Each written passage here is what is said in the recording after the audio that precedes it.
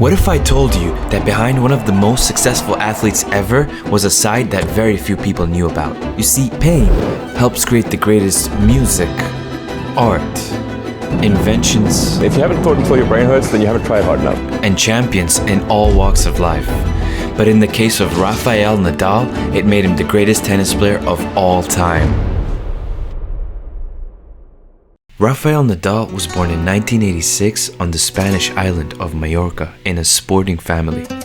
His uncle, Miguel Nadal, was a formidable defender for the Barcelona Football Club and also played for the Spanish national team.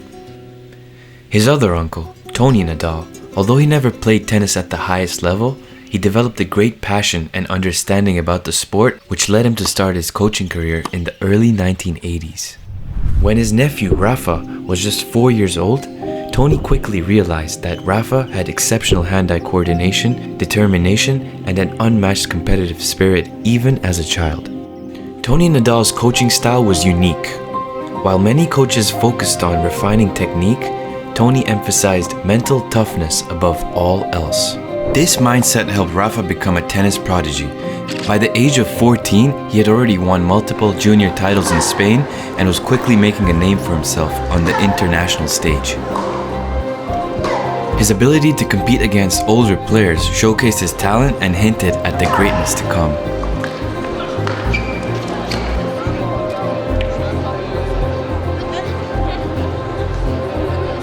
By the time he was 16, he had turned professional, and the world began to take notice as he was already out competing some of the best players in the world.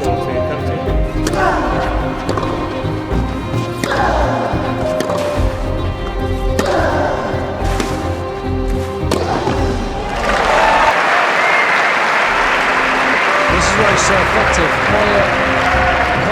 An extraordinary occasion we're witnessing here. The 16-year-old has just put out one of the world's best players.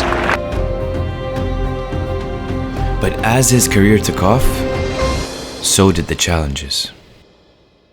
In a recent interview, Rafa says that pain is one of life's greatest teachers. He says that I got hurt when I was 17 and I was told I would probably never play professional tennis again. I learned that things can end in an instant. It's not just a tiny crack in my foot, it's a disease. There's no cure, only management. He was diagnosed with Müller-Weiss syndrome. Now, Müller-Weiss has everything to do with this bone here called the navicular. The navicular is one of the most important bones in your body. It allows your foot to do all those interesting things that you do with it during sports, especially in tennis. And what happens in Müller-Weiss syndrome is where the outside or lateral side of the navicular begins to die. The pain due to this condition left him unable to walk for many days on end. Rafa goes on to say that after a lot of pain, surgeries, rehabilitation, and tears, he was able to control his injury just enough to give him a chance to fight through it all these years. The fire inside Rafa continues to burn and propels him up the rankings. In 2005, at just 19 years old, he steps onto the clay courts of Roland Garros for the first time. He racks up win after win, defeating world number 1 Roger Federer in the semi-finals before claiming his first French Open title, becoming one of the youngest ever to do so. Since Rafa knows in the back of his mind that his career could be over at any time, he really starts to embody that play every point as if it's your last mentality taught by his uncle. His ranking continues to rise, and in 2008, he attempts for the second time the near impossible task of beating a prime Roger Federer at Wimbledon. Coming into the tournament, Federer almost looked invincible on grass as he was going for a record of 6 consecutive Wimbledon titles. Rafa, on the other hand, although everyone knew his game was more suited to clay, he was willing to give it everything he had. A couple years earlier, when Rafa played Federer for the first time, this is what his uncle had to say. Y Rafael me preguntó, ¿cómo ves el partido de hoy? Yo le dije, ¿cómo lo veo? Pues lo veo complicado. Federer tiene el drive mejor que el tuyo, el revés es también mejor que el tuyo, la volea es mucho mejor que la tuya, y cuando fui a decirle, y en el saque no hay color, me dijo, para. vaya moral que me das para salir a la pista. Yo le dije, si quieres te puedo engañar, pero dentro de un rato no te va a engañar Federer. To make matters worse, Rafa's foot condition starts to flare up again. He reveals in his biography that right before the final, he had to receive a pain-killing injection in his left foot, saying that part of the foot had to be put asleep, otherwise he simply couldn't have played. The pain would have been too great. With all these factors against him, Rafa steps onto center court and delivers a performance for the ages. Rafa's the greatest fighter I've ever seen on a tennis court. I know what it's like to play guys that seem like every point's the last point they're ever going to play, and it's inspiring, but it's also intimidating.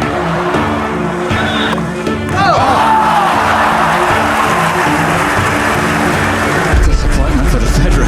That is Nadal. Amazement from the crowd. As night falls over center court, both players refuse to give up, pushing themselves to their absolute limits.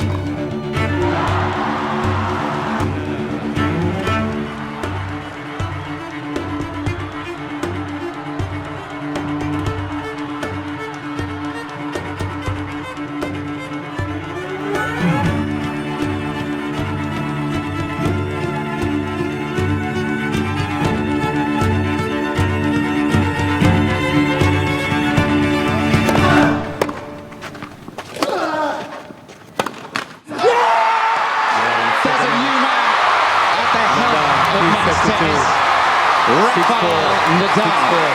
6-7, 6-7, 9-7. The older he gets, the more titles he wins, but the pain just keeps getting worse. The injuries keep piling up, forcing him to take longer periods away from the game. By 2022, at the age of 35, he arrives at the Australian Open with his foot condition at its worst, whilst also recovering from the COVID-19 virus. Very challenging time for me. The last year and a half with my foot, I have been suffering a lot, but I think I hold the positive attitude and the working spirit all the time, and that's probably why I'm here today.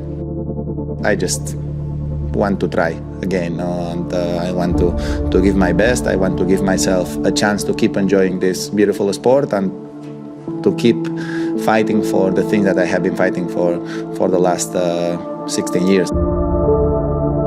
He takes one step at a time and slowly starts to find his rhythm. What initially seemed like a distant dream starts becoming closer and closer to reality. A seventh semi-final. That was a miracle. I am not 21 anymore, so... 21 was the number the greats were chasing at the time to break the record, as all three of them were tied at 20 Grand Slams each. He's probably creating a whole nother generation of Rafa fans and inspiring kids to want to play the game, because what he shows every time, what he showed today was just so impressive. The passion, the joy for competing at that level is off the charts. Rafa's determination continues to inspire millions and helps him get through the semi-final. Rafael Nadal will contest a 6th Australian Open final on Sunday. Here we are at the Rod Laver Arena, the final match of this year's Australian Open. After defeating Djokovic in the US Open final, it was now up to Medvedev to stop another legend from making history. It's a great rivalry, and I'm happy to have the chance to try to stop one more time somebody from making history. We know that from the first till last point he's gonna fight his best, and that's what I'm gonna try to do also. For me, it's about being the final of Australian Open. I know that Australian Open is much more important than the rest of the numbers. My happiness will not depend on 21 or 20. Despite being 2 sets down, Rafa makes another legendary comeback.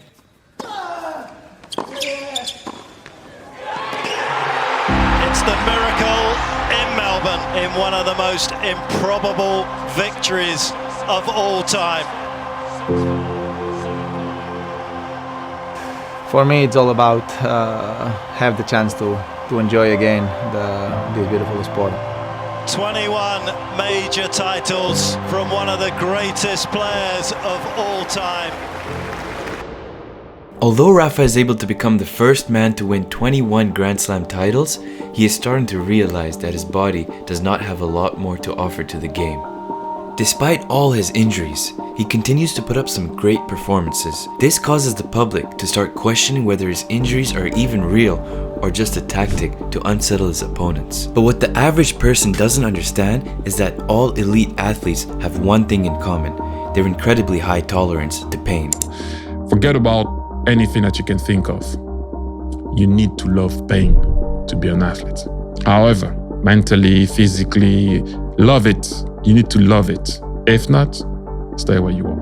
And so when the game is more important than the injury itself, you don't feel that damn injury. Because pain, you're gonna have all the time uncertainty and constant work, constant work, constant work. It doesn't matter what's it's gonna happen in your life. You have to continue. This is the way I see the life, and football especially. They realize from a young age that in order to surpass their competition, they must find ways to perform at the highest level, even when their body is severely compromised. With his foot condition at its worst, as well as multiple other injuries, Rafa manages to push his body past its limits once again to reach the 2022 Roland Garros final. Facing him in the final is the much younger and informed Casper Ruud, who is by far the favorite going into the match, as everyone knows Rafa is suffering. I was actually thinking like the night before, like, well, you never know, maybe he's so hurt that, he can't even walk. So, I mean, if there's one year where maybe someone can surprise, it might be this one, because everyone knew he was injured, you know what I mean? But as Rafa enters the locker room, that familiar voice inside his head, the one that's carried him through every storm, starts to speak again. Are you suffering? Are you in pain? Good. You are on a good path. Pain is the only way to change. Obstacles are the only way to success. You will face pain on this way, suffering, frustration. Pain is the gatekeeper of destiny. Accept the pain. Smile at the pain. Embrace the pain.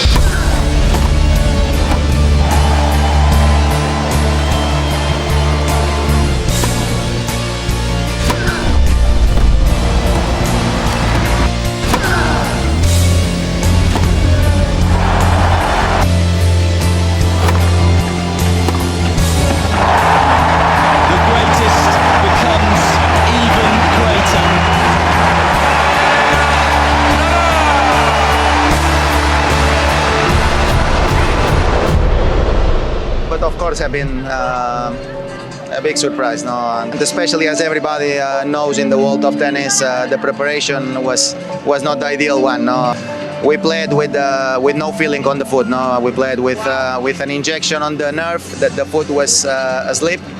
So that's why I was able to play. How many injections did you get during the tournament? You better don't know. Okay, all right. Yeah, it was crazy. I've actually met him the day after, and he was on crutches. Yeah. He couldn't walk. As the effects of the injections and adrenaline wear off, Rafa is unable to walk the day after the final, and no one knows if he'll ever play again. After trying to make several more comebacks, Rafa realizes that his best days are behind him and decides to end his career in 2024.